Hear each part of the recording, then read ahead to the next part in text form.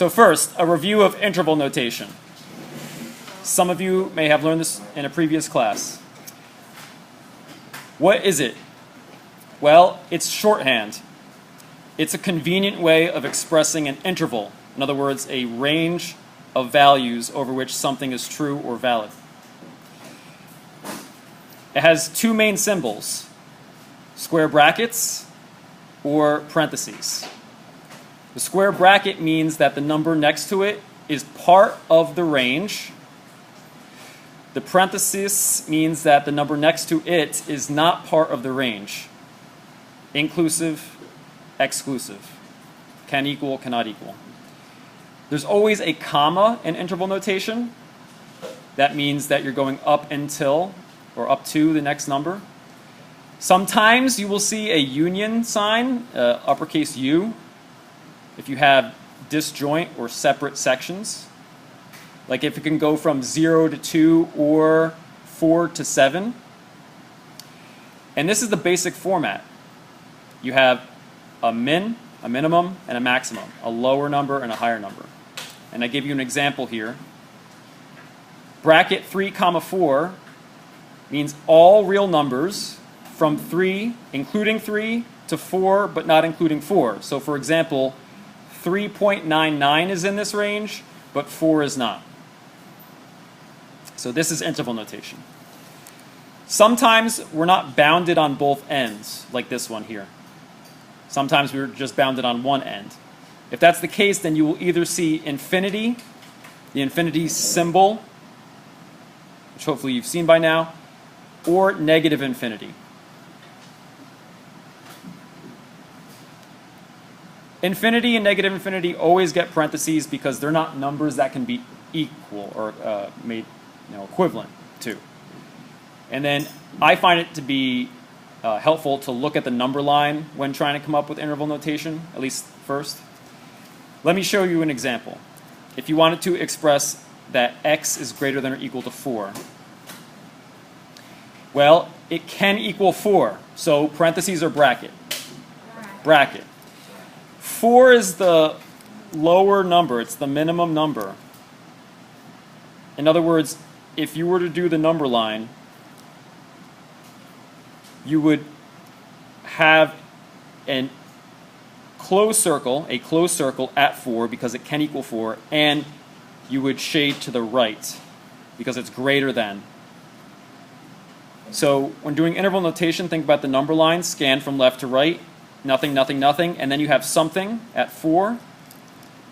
Because it can equal 4, I put a square bracket and then the number 4.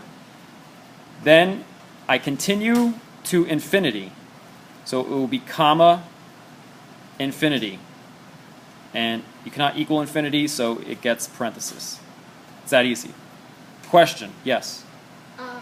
Do you have to graph it like shading? Like I make the arrow like above the number line, is that okay? The question is, do you have to use the shading? No. You may make the arrow above the number line. Okay. Other questions? Yes? Do you have to do a closed circle or can you do a bracket? Good question. The question is, do you have to use a closed circle or can you use a bracket? Our textbook uses a bracket, so I think it would be unfair to me or unfair to you for me to say you can't do that. My preference is the circle, but like I said, if you were to use the bracket on a quiz, I would not penalize you because that's what our textbook uses. Other questions? Okay. X is less than 2. I'll ask for a volunteer. Anyone think that they were able to get the interval notation for this one? Dan. Parenthesis, left parenthesis. Negative infinity. Comma. 2. Parenthesis. Very good, because you cannot equal 2. Dan, tell me on a number line, what would it look like? Okay. Good. Yes, open circle. Good. Shade to the left. where everything you own is in a box. No Beyonce fans? All right. Number 3. Oh, I get it. Here we have an or. That is a flag that we are probably going to need the union symbol, the capital U. Anyone think that they were able to do number 3? Dominique. Well, the two inequalities are the same, so you can just take the original notation from 1 and 2, and then you do it to Oh, okay. I understand, I think, what you're saying. So x is greater than or equal to 4. We have the answer to that here.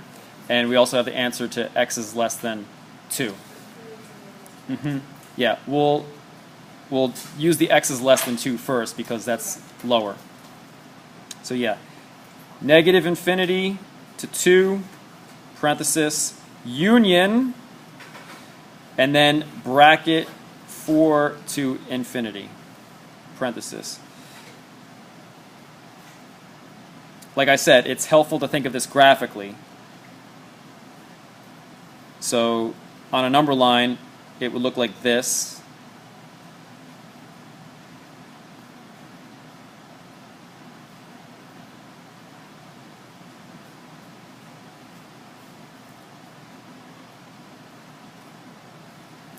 And if you were going from left to right, which is our convention, you start at negative infinity, so that's why we started with that here. Continue, you still have numbers in the range, and then here you stop at 2. It gets a parenthesis because it cannot equal 2. Then you jump, hence the union sign.